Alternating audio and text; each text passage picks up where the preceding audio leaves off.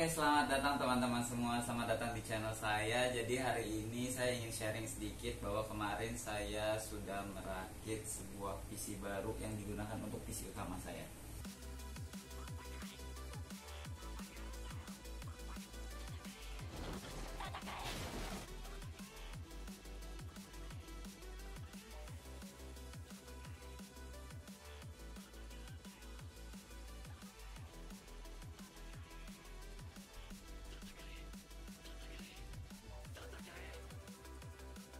Teman-teman mungkin lihat dari thumbnailnya atau mungkin lihat dari judul, ini untuk harga total PC-nya itu sekitar 14 juta teman-teman. Mungkin ya 13 juta sekian lah ya, mungkin 13 juta sekian, udah deket-deket ke arah 14 juta. Nah, ini untuk PC speknya bakal saya jelasin, lalu saya mungkin nanti bisa bantu infoin juga untuk harga masing-masing komponennya teman-teman ya. Oke, langsung kita ke komponen yang pertama. Ini dia. Oke, komponen yang pertama itu ada di motherboard di MSI H510M Bomber ya. Iya benar. M Bomber. Oke. Jadi dari untuk motherboardnya ini dia udah support DDR4 yang dimana kita kan juga ada mayoritas pakai DDR4 untuk RAM-nya. Dan di sini dia untuk prosesor LGA 1200 ya teman-teman ya. Jadi untuk kayak Intel yang generasi 10, generasi 11, 12 itu dia sudah bisa support teman-teman seperti itu. Meskipun dia ukurannya agak relatif kecil, dia cocok untuk ATX ya kalau nggak salah ya.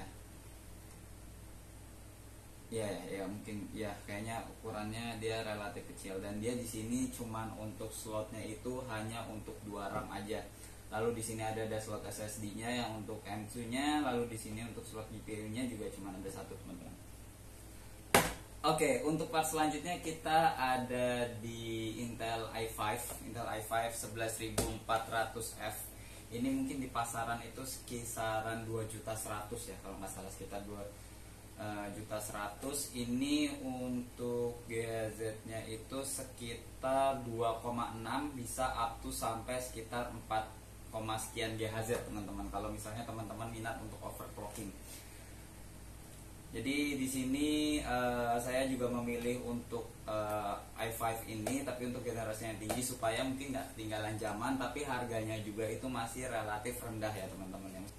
Nah, oke, untuk part selanjutnya kita ada di Cooler Master 550 watt. Ini adalah PSU-nya teman-teman. Ini untuk sertifikatnya dia 80 plus bronze, tapi kalau untuk PSU ini dia harganya sekitar 700-an kalau nggak salah, 700 ribuan. Dan dia modelnya ini nggak full modular teman-teman. Jadi teman-teman ketika instalasi ini kabelnya banyak banget, yang dimana kabelnya dia mulai lengkap, mulai dari untuk power motherboardnya, lalu untuk power CPU-nya juga, lalu ada untuk PCIe-nya itu dapat sekitar 16 pin bisa. Lalu dapat kabel SATA, lalu sama dapat semacam kabel power SATA-nya juga, itu nanti udah dapat dalam si PSU-nya ini juga. Nah, nanti di sini kalau misalnya teman-teman ngeliat bahwa di sini mungkin, nah ini dia lubangnya cuma satu dan di sini kabelnya full semua teman-teman. Biasanya kalau misalnya dia full modular itu dia biasanya kita bisa atur kira-kira kita mau masang kabel apa aja. Nah, kotak-kotaknya, lubang-lubangnya itu biasanya banyak. Nah, itu dia model-model untuk yang PSU full modular. Kalau ini dia non modular ya. Jadi artinya mungkin dia semacam satu si power supply ini dia langsung semua kabel di sini ada semua. Jadi mau nggak dipakai tetap bakal terpasang ada di PSU-nya. Jadi mungkin kalau misalnya teman-teman ngerakit menggunakan PSU ini disarankan menggunakan case yang mungkin sudah ada kabel manajemennya di belakang CPU-nya teman-teman ya, seperti itu. Nah, itu paling untuk power supply-nya. Nah, ini dia komponen yang paling GG-nya teman-teman ya, mungkin komponen utama ketika kita mau gaming, mau dapat FPS tinggi. Nah, ini dia mempunyai peran paling besar. Kita untuk grafik card di PC ini kita pakai GeForce RTX 3060 dari Zotac Gaming. Untuk VRAM-nya sendiri dia udah 12 GB teman-teman. Jadi mungkin saya boleh sedikit sharing bahwa mungkin kalau teman-teman yang udah mau rakit PC dari dulu juga paham bahwa pada dasarnya ketika beberapa tahun lalu, 2 tahun lalu lah ya, pas crypto naik itu harga GPU itu naik semua teman-teman. Mungkin dulu kalau misalnya teman-teman tahun lalu searching 3060 itu mungkin harganya sampai belasan juta, dan teman-teman ini bisa dapat GeForce RTX 3060 di pasaran itu bisa sekitar 7 juta aja teman-teman sekarang. Jadi kalau misalnya kita bahas tentang best time to buy, mungkin bukan best time to buy ya, mungkin bukan waktu yang terbaik untuk beli, tapi better time to buy. Jadi waktu yang lebih baik daripada waktu lalu untuk merakit sebuah PC teman-teman. Dan harga GPU benar-benar naik semua.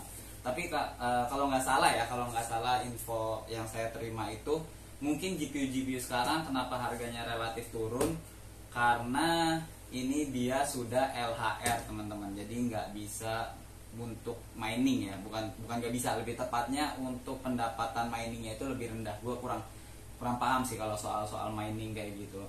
Nah, jadi kalau misalnya teman-teman mau fokus untuk gaming, lalu untuk kompetitif gameplay, atau misalnya teman-teman mau bikin konten, mau rakit PC, sekarang itu adalah waktu yang lebih baik teman-teman. Jadi di sini gue juga mau sharing harga 14 juta nih. Dapat RTX, tadi dapat i5 juga kan ya teman-teman ya. Lalu ntar kita juga bahas tentang performanya teman-teman ya, nggak jauh-jauh ya, namanya kita beli komputer gaming, otomatis kita bahas performanya juga. Mungkin nanti beberapa game yang akan saya mainkan mulai dari Apex Legends, Valorant, Call of Duty Warzone, lalu kayak CSGO juga ya teman-teman ya. Mungkin beberapa game FPS lain, karena pada dasarnya gue seneng banget game FPS. Oke, jadi nanti teman-teman bisa nonton aja benchmarknya, lalu teman-teman bisa memutuskan kira-kira teman-teman mau nggak sih beli 14 juta dapat i5 generasi 11 dan Zotac RTX 3060 ini teman-teman. Worth it atau enggaknya itu kembali ke teman-teman. Tapi kalau misalnya nanti untuk kesimpulannya, saya bakal bahas kesimpulannya di belakang teman-teman. Nah, komponen yang mungkin penting nggak penting tapi mempengaruhi penampilan ya teman-teman, itu ada di case-nya teman-teman. Kenapa saya bilang nggak penting? Kalau misalnya kita bahas case itu, kadang ada beberapa orang yang benar-benar radikal itu tentang PC, itu bisa aja ngerakit di laci meja, atau misalnya ngerakit tanpa case. Itu kan bisa aja terjadi ya teman-teman ya. Tapi mungkin idealnya kalau misalnya kita bahas komputer gaming, pasti ada case-nya juga lah ya teman-teman ya. Oke, nah di sini saya pakai untuk case-nya itu ada di Phenom RX Loki teman-teman ya. Di sini harga case-nya itu sekitar, ini kalau teman-teman searching di pasaran itu sekitar 400.000. Dia sudah ada tempered glass-nya. Ini mungkin biasa ya kalau untuk PC gaming, case-nya kenapa ada pakai tempered glass, biar kelihatan keren. Dalamnya biar kelihatan nih, biar kayak kece banget, ganteng banget kan misalnya kayak gitu ya. Nah, dari Phenom RX Loki ini dia sudah ada fitur di belakangnya sini udah ada kabel manajemennya teman-teman. Kalau misalnya teman-teman lihat mungkin di sini sudah nggak begitu banyak kabel, of course, karena kita di belakangnya sudah dirapikan di belakangnya. Nah, ini belakangnya mungkin nggak saya tunjukin karena itu ibarat aib ya teman-teman ya. Kalau teman-teman upload ke Instagram gitu kan, pasti uploadnya yang bagus-bagusnya aja, jangan lihat buruk-buruknya ya teman-teman ya. Nah, ini untuk di belakang udah ada kabel manajemennya. Nah, ini mungkin kalau untuk kerapihan manajemen di belakang itu tergantung dari PSU-nya teman-teman, yang tadi saya bahas, bahwa mungkin kalau misalnya teman-teman PSU-nya full modular, yang artinya tuh kotak-kotaknya banyak, kabelnya dipakai dengan sesuai kebutuhan, itu mungkin nggak akan seribet yang saya pernah buat di belakang sini. Tapi kalau misalnya teman-teman pakainya PSU-nya sama persis kayak punya saya, Cooler Master dari yang 550 watt ini, dia kan modelnya non modular, yang artinya semua kabel langsung disediakan, kita nggak bisa cabut, kita nggak bisa pisahin. Jadi mungkin di belakang sini saya agak lebih berantakan kabelnya ya, tapi udah saya rapi pakai kabel ties teman-teman.